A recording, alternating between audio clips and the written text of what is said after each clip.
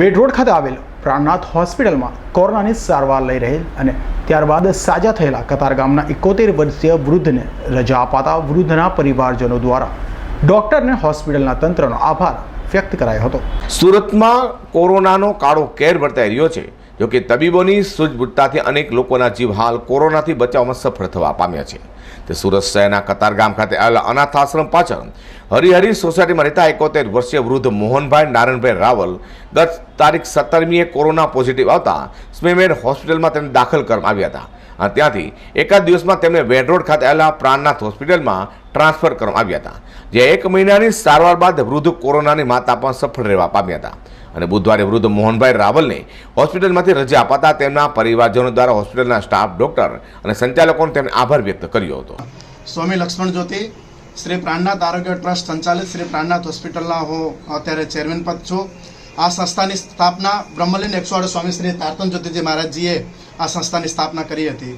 હવે એકચ્યુઅલમાં અત્યારે સમગ્ર વિશ્વની અંદર જ્યારે કોરોનાનું કહર ચાલી રહ્યું છે ત્યારે 22 જૂનથી આપણે અહીંયા કોરોનાના જે કંઈ પણ પેશન્ટો આવે છે એને આપણે ટ્રીટમેન્ટ કરીએ છીએ।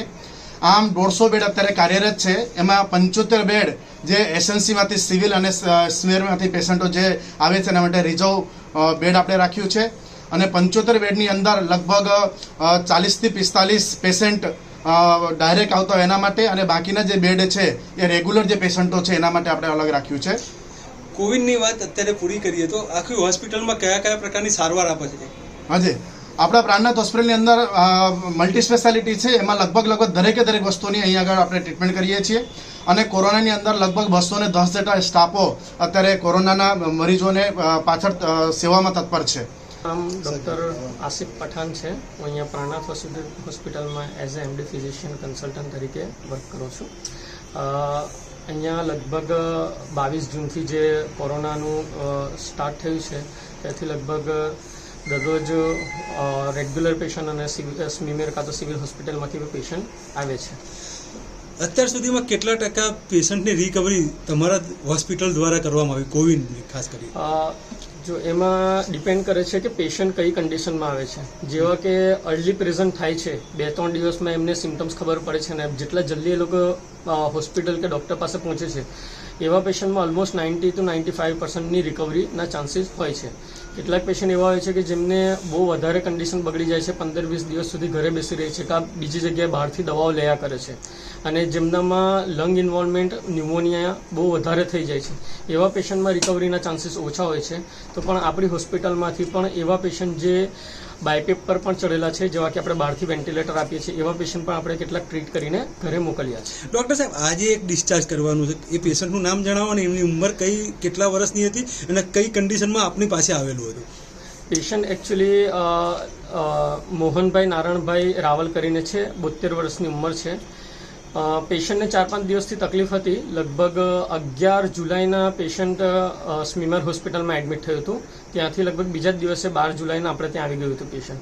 જ્યારે પેશન્ટ આવેલું આપણે ત્યાં તે વખતે પેશન્ટની કન્ડિશન ખરાબ હતી, હાઈ ફ્લો O2 પર હતો, 14-15 લીટર પર O2 ચાલતું હતું, NIV રિક્વાયરમેન્ટ જેવું પણ લાગતું હતું, એટલે આપણે 1-2 દિવસમાં એમને જે બહારથી મશીન લગાવે છે બાયપેપ મશીન તે પણ લગાવી દીધું હતું અને જે ઇમ્પોર્ટન્ટ મેડિસિન ને એન્ટીબાયોટિક ને એન્ટીવાયરલ મેડિકેશન જે પણ આપવાની હતી તે બધી અપાઈ હતી। લગભગ 10 થી 12 દિવસ સુધી વેન્ટિલેટર પર આપણે એમને રાખેલા, પછી ધીમે ધીમે વેન્ટિલેટર પરથી પેશન્ટ બહાર આવી ગયું છે અને હમણાં હાલ પૂરતું છેલ્લા 5 દિવસથી તો patient on room air without oxygen stable છે અને હાલ પૂરતું આપણે ડિસ્ચાર્જ આપવાની પ્લાનિંગ છે। સુરતના વેડ રોડ ખાતે આવેલા શ્રી પ્રાણનાથ હોસ્પિટલ સાથે મહાનગરપાલિકા દ્વારા MOU કરવામાં આવ્યું છે। ત્યાં પ્રાણનાથ હોસ્પિટલમાં આરોગ્ય વિભાગની ગાઈડલાઈન મુજબ દર્દીઓની સેવા કરાતી હોવાનું કહી દર્દીઓને સારી રીતે સારવાર આપવામાં આવે છે, તેમ પ્રાણનાથ હોસ્પિટલના ટ્રસ્ટી અને ડોક્ટરે પણ જણાવ્યું હતું। અમરસિંહ રાવલ।